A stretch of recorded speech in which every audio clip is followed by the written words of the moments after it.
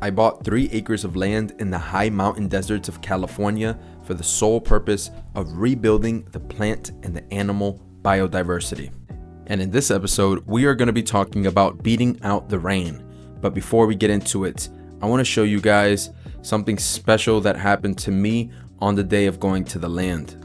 We were greeted by Inti. He is the co-owner of this lavender farm here in LA County, and he reached out to me because he saw some of these vlogs and he offered mesquite seeds. And mesquite is one of the main trees that I wanted on the land. He was teaching me how it's a pioneer tree in the permaculture world, how beneficial it is, and he was also educating me on some lavender. So if you guys want some mesquite seeds, go ahead and it's in the link in the bio to his Amazon storefront. But today we are going to the river that I believe runs through the property. This to me looks like it was some sort of river, and the main things that I look at is the sediment, the bare soil. Now everything that I'm walking on right now is bare soil, straight sediment. It is so loose, it is not even compacted. That's how fresh I believe it is. And when you see these patches that are open, really it's where water and sediment just sat for a long time and the seeds weren't able to grow, the grass seeds that is. And so in this area, you're seeing this catchment area that I want to build out, and it already is kind of like a natural catchment area. You can see this ledge that is to the right of me, and it really helps when nature provides you the clues and provides you all the details you need in order to make these decisions. So I'm standing in the catchment area. To the right of me is where the quote unquote river would be, and I'm thinking about making a beaver dam in between these two plants. Well, that was the initial thoughts until I realized what I was digging up actually looked really cool. And the fact that this was on a slope, I knew that the water was going to come a little bit more aggressively, so I don't believe a dam would have cut it, and that is why I started making these trenches. Now, to slow it down, I'm going to make them about every 10 to 15 feet, and that is the main goal. I want to slow down this water, and I want to be able to plant these mesquite trees on the edges of these rivers and on the opposite sides of these berms or these mounds that I'm building, so that they can hold the soil in place and they can tap into the water that is being held up. And trees like mesquite have an extremely long taproot, and what trees do is they act as the mothers of the land, and they bring up the water from the aquifer that is being tapped into, and they provide water for the plants around the trees. And they are key to building out the biodiversity again, being able to regreen everything again because of the water that is being tapped into that these wildflowers or some smaller bushes just simply can't reach. As you can see, I had to get the kids' help. I feel like we did a great job within an hour, I guess it was. And this is going to be able to hold a lot of water.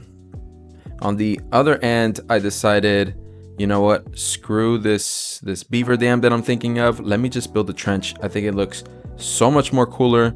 It connects everything. It almost looks like a snake going through.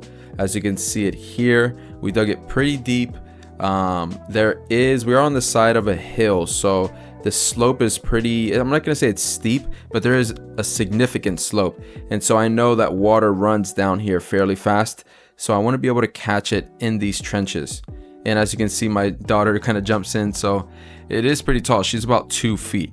That was a success, and so now I want to focus on preparing the soil for when I put in these trees. I really need these trees to protect these trenches. What I decided to do was go around the property finding old, dead chaparral bushes because they are absolutely everywhere. They're taking over the space, and I don't mind cutting them. I know some people might say they're sacred to the land, which I agree they are. Some people might say, well, if you're trying to rebuild it, why are you destroying? And to them, I say, you cannot build without destroying. I cannot build new without destroying some of the old. Okay, so this material has served its purpose. They're all dead and dry, and they make perfect ashes.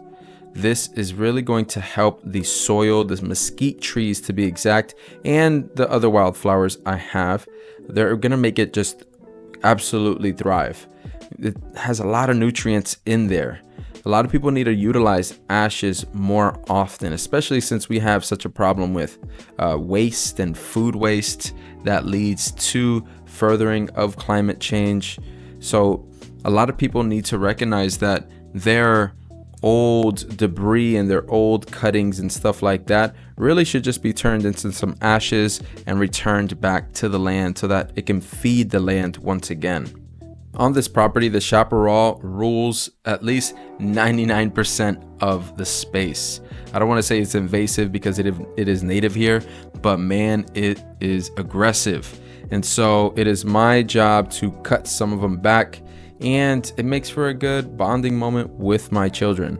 I get to teach them how to make a fire, how to, about fire safety, how to make sure that we don't start a bigger wildfire. And this is something that our ancestors already did. They had to maintain the land. And if you are not burning the dead, dry material yourself, it's going to be in a fire that's way worse than the one you see here.